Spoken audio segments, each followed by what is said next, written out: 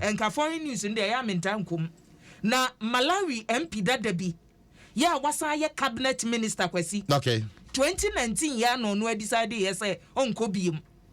Enka hwenipa what the minister, minister keke cabinet minister. Yeah. Wasa the MP for 15 years. Wa wuram na sebedwam honomo akogina clerk anim aboni hutue kuno. Oh. Hey. Eno na ma hu se wiase wo hu. So bi nam ho no wa ni suit no abone tie. Eno nchese bibia ye pepepe. Eno nchese bibia ye pepepe.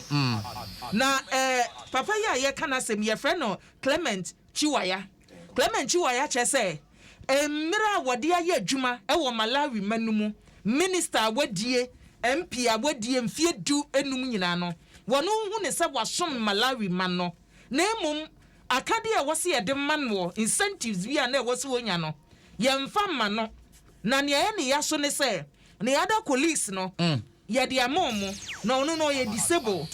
Wow. Onya polio e wo ne nkwala brema na ye disable. You know, such situation no say what rise ya be cabinet minister baby abodru no. Still, car was on the man who said dear yam farmer no and walk parliament on a two no day corner. Was walk on near na woni timune say. And your more was on muches cano muntiano, or do how won't you to sa. Yeah. But Osajin Hono so non qua quaye.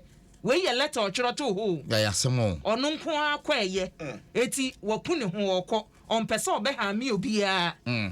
Na ne yire enka December wa ne yire be ye wedding kese pa ne yire mfa ne bone nche ne watro tententen ba kwasi eno ne manhu se nipa adwen nu mu no eniema bebre wo mu a se wantumi anwina nuru pempenso bi se ba bia maduru no enwo se tra so a ne wo be ye no because wiase ajapade de na ase ye mfa mame na abeku ho de na tim se bibi egum Malawi manumu ne asie no no the Ghanaian Times kro no asum kwasi wate ngofo ya omo Buduburam ho no wate omo charge no Buduburam what so omo the compensation yentua compensation that wo sa refugees nsem ho magie die wia na omo refi sika bi wo ha di wia na refi na asan koda ka bi wo mo se mampani na do a wo ye ko wase wo de ko wasa no o ka se wo muntu a onfa compensation mra wo mo de wo nko ba bia na amansa kuba time mra no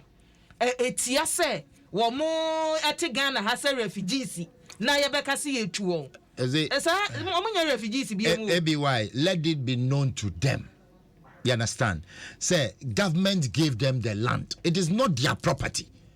And so now buying say assassin me here they are yeah. You don't dictate to government to say I've been here about this one. Government gave you the and land. Even the government is not saying say munko mukuro mu. Yes, if I say you reintegrate mu into the society na ye team no. Money ya me hidai, money ya me yedwuma, ye gye mo abom. Mo se there be mo pesa mo hwa na criminals na fra na mudi nsemone. Ye be court sympathy, baby I was here sympathizing with. But nowhere adane criminals then. Yes. Nowhere it's like a no-go zone. Nowhere ni pe twamukra ni chese opon adwuma na okwa anadwo a yemhihie na odeko because obi be hia na gene mobile phone obi be twisi kan won so and you want us to sit in this country kwasi hono okwohye na yem betre o man we mu ne enso so say Buduburam and you know entisa it's a lie. We pray. Look, pray say they must move. They must go. And they will go. Oh, because I thought that they say I be no massa jam. Me pacho wo de bibi say dia be yemfa honorable Henry Cotten free omo. Non action no. They will go. Don't dare government. They will go. They need the land for Massa. Said my wing on so they will go. Michael Mensa said you may be saying no obey fa. Everyone, but last one so now for you sorry so. Last one there kwasi yemfa daily guide and Dwaso. Na daily guide mu SP special prosecutor so and as abre wode atwidwai wo se mo amotete ka chenchirenche mu wo a wote dan mu ye behwe eda ba brosai nan ona da ba ku mu nsa da ba ku mu ti da ba ku mu se ye hwa na wadwuma no a wo ye no wo living no wo living na eboro so a wo se wo beba mu wabu nkonta kire no special prosecutor no wo se mra no ma ne ho kwan se wo live above means no wadwuma a woyɛ no ɛnyɛ ho sika na wodi a wo betumi agye agapade no na wafra wo sɛ kuye kwasi bra na bekyirem wagapade we onya no wai wotumi kyirem a yɛde ama wo wantumi ankyirem a wagye everyone else obekyi obi a lovely. And everyone has a way there.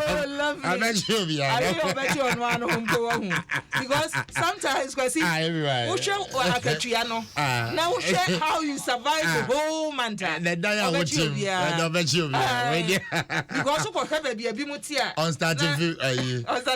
Executive. I bet you be. Oh, you bet you on also.